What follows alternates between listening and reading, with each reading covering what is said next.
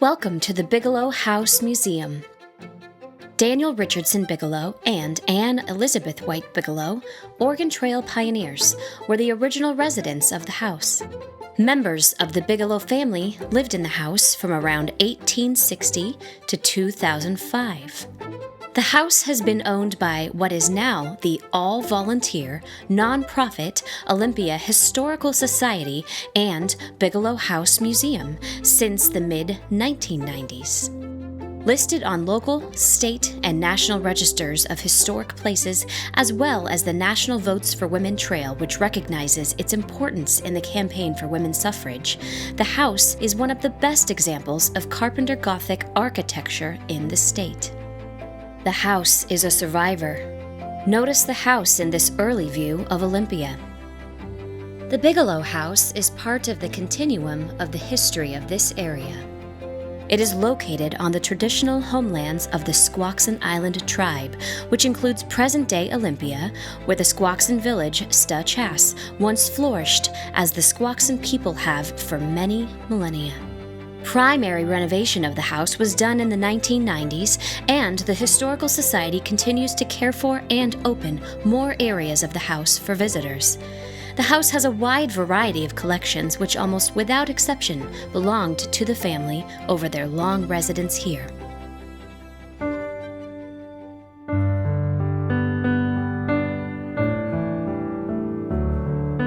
Daniel Richardson Bigelow, from New York, was educated at Union College and received a Bachelor of Laws from Harvard University. He first arrived in Portland after coming over the Oregon Trail and then came to Olympia by boat in the fall of 1851.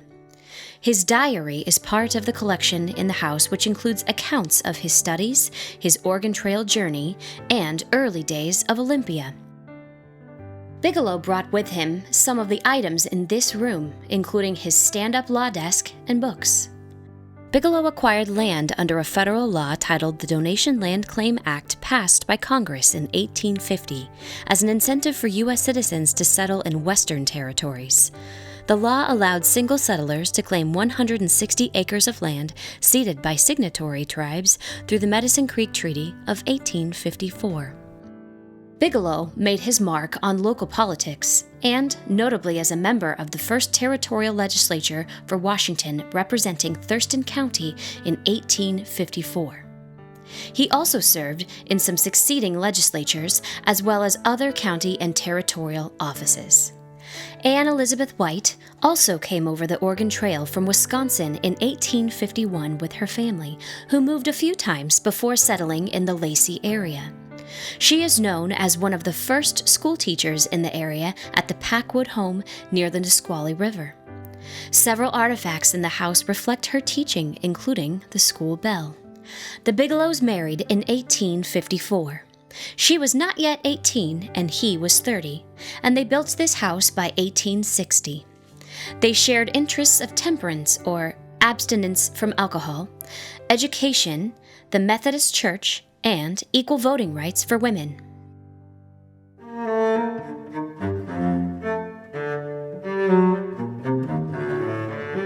Both Daniel and his wife, Anne Elizabeth, were supporters of women's right to vote.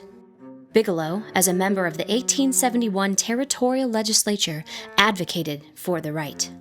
Susan B. Anthony visited the house in 1871 on her trip to the West and also spoke before the territorial legislature. She mentions dining with the Bigelows in her diary, calling Mrs. Bigelow splendid. Anne Elizabeth Bigelow, along with her mother, Margaret Stewart White Ruddle, were activists for women's voting rights. Most Washington women had the vote in the 1880s, but it was twice invalidated by court action. Efforts were made to incorporate women's suffrage in the state constitution in 1889 and by amendment in 1898, but they were not successful.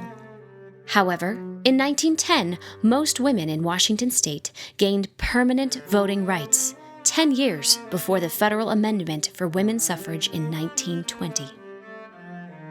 Throughout the house, you will note the period decor, including the reproduction wallpapers added during the renovations of the house based on the original papers. The Bigelow family members were like many early pioneers who made their own entertainment, which is evident in many musical instruments, as well as paintings and crafts throughout the house.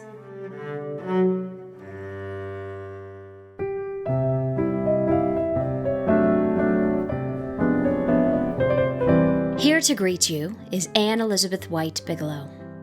The Bigelows had a large family of 5 boys and 4 girls. All of the daughters qualified or taught school following in their mother's footsteps.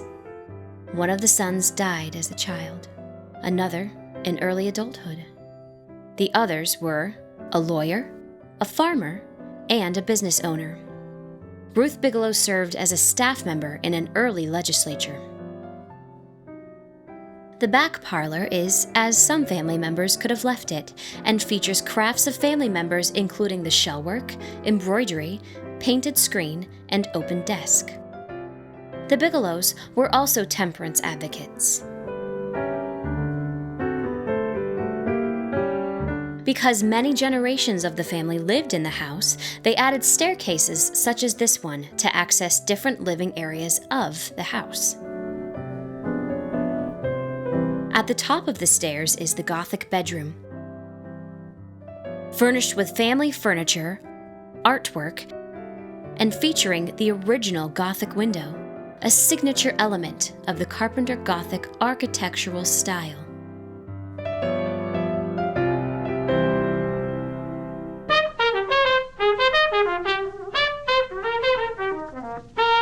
The Bigelow house has collections representing the family over their long history in the house.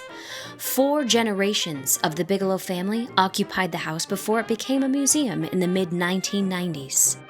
We recognize the family for their stewardship and care of the house, and we continue to care for the building and collections. Over the years, the house was divided into apartments for family members. Daniel Sylvester Bigelow and Mary Ann Campbell Bigelow came to the house when they married in 1935.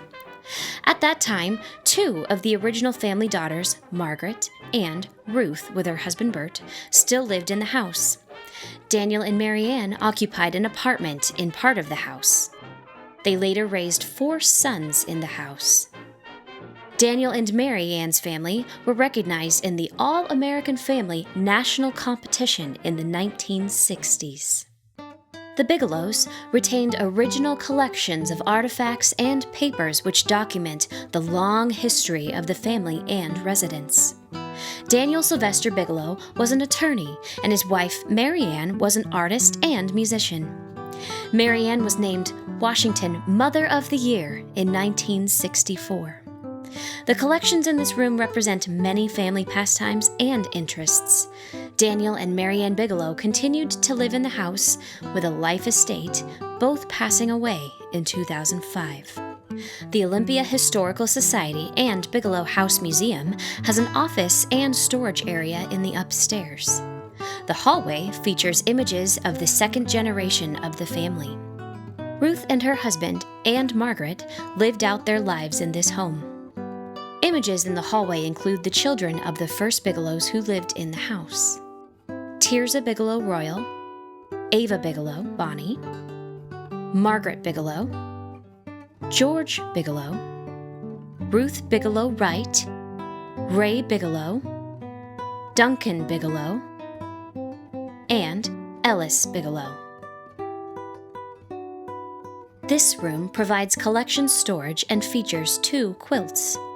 As part of a quilt identification program at the house, this quilt was recognized as an Oregon Trail era work, although we don't have specific provenance. The Tumwater Historical Association Homestead Quilters recreated the quilt as a gift to the house.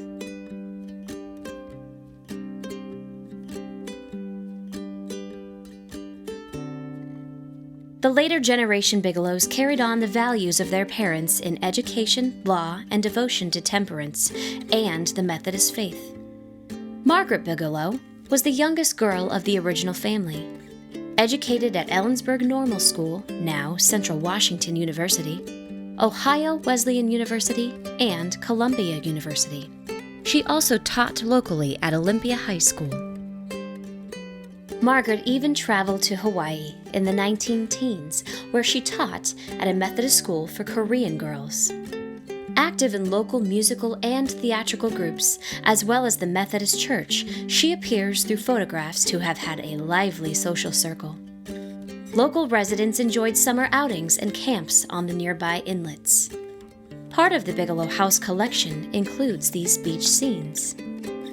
You might recognize the 7 oars image as part of the inspiration for a City of Olympia art installation on the city's west side. Other items in the room reflect Margaret's interests and travels. Margaret died in 1937.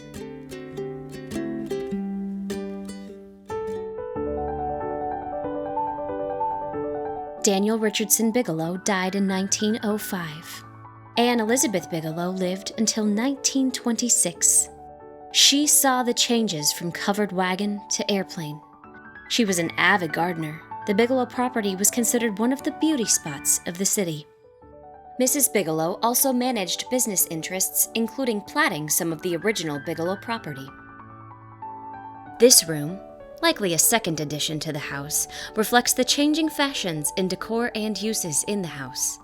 The many items in the collection represent women's history, from the kitchen and crafts gadgets to the tableware and decor. The spice box is said to have belonged to Anne Elizabeth. Spices were a precious item for pioneer households. The built-ins were likely added in the 1920s and feature a pass-through from the kitchen, which according to the family was originally a milk room where dairy products were cooled.